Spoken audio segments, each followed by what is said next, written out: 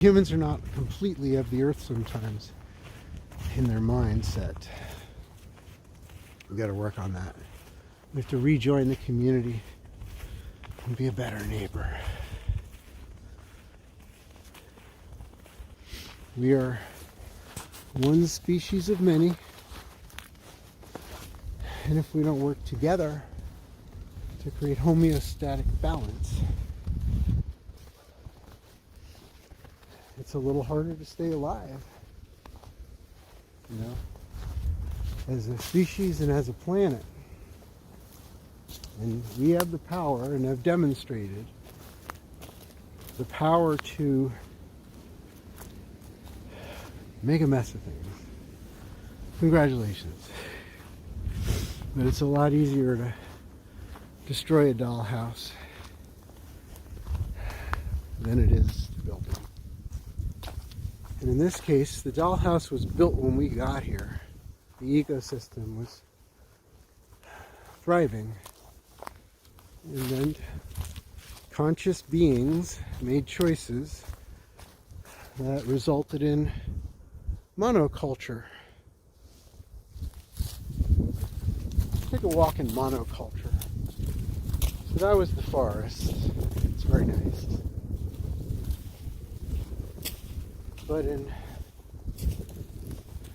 crop fields, there's pretty much only one thing growing.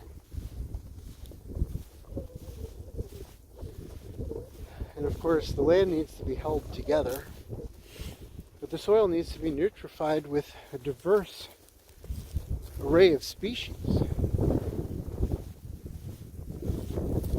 Tiny little things, you know? Wormy things.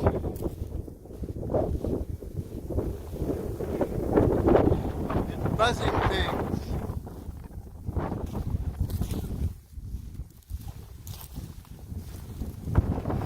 So my other rock that I like to sit on,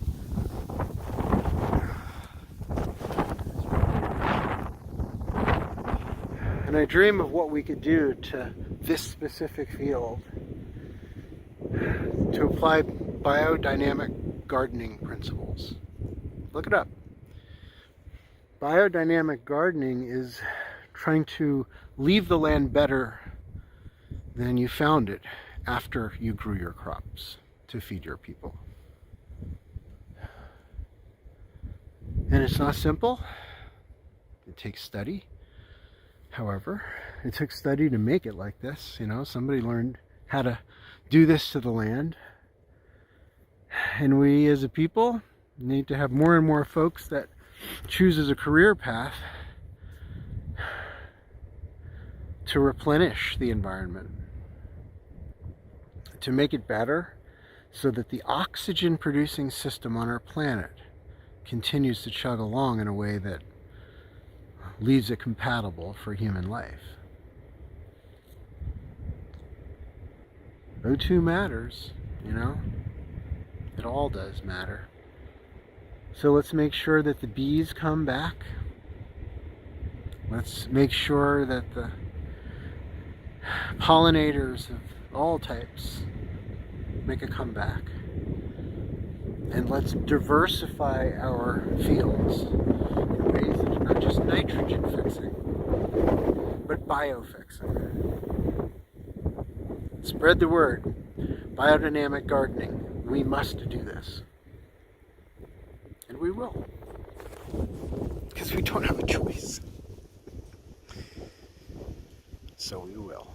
Doesn't everybody have a worm farm? I Should. think everybody does. Oh my God, I did it again. I took some of that worm stuff. I know that's not skydiving relevant, but nutrition is relevant to skydiving. So, but you know, some of the worm castings, you know, it's like coconut fiber that's been soaked with basically worm poop and compost. Mhm. You know, make sure there's no worms in there and scoop it up. And I put it in some of my plants. You know, I've got some indoor plants here as well. Holy crap. It was like really quick. The plants just went, thank you. That's what worms do. Yep, yep. And well, the to try to create a lively biome that is diverse, that the soil is organic. right? People have to really see how organic the soil is. And as I was pondering this seminar I'm getting ready to give, I realized that we need to treat every skydiver like an adventure athlete and not just a skydiver, right? So like when you grow crops on land and you have monoculture, right? One crop. Well, that soil's not going to, be serving you in that regard for 10 years in a row. It's going to be depleted and the plants aren't going to survive it. So we need to think of it as a diverse culture within the soil. And I think each individual skydiver needs to think of themselves as a diverse culture of skills.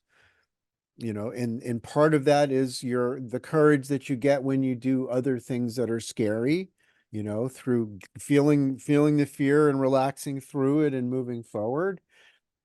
From the diversity within your understanding of all this stuff, the math, the physics, to get into every different chapter of it. I feel like, people's, when they go skiing, it's not irrelevant to your skydiving. It's part of the training, if you view it that way. But even if you don't, I think it's still helping. And the land of depletion analogy lends to why we lose a lot of tandem instructors and experienced skydivers in this sport. Yes. Um, Yep. they get the tandem rating, they stop fun jumping, and they slowly burn out. Yes. Exactly. Obviously, not all of them, Hmm. but there's a percentage that it happens. Yep. You know? Exactly. Yeah. We have to see the multi-dimensionality of ourselves. And so they need to set that tandem rig aside and go put on their normal rig.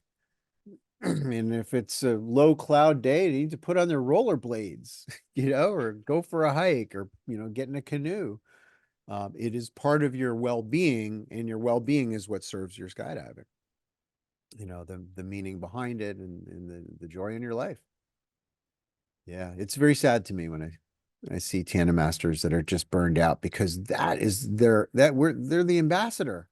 Right? This is the first close contact a non-skydiver has with the skydiving community, is this burned out old dude that's just trying to get through the day so he can get to his beer. That's not ideal, so we need to work on rejuvenating the spirit of the instructors as well.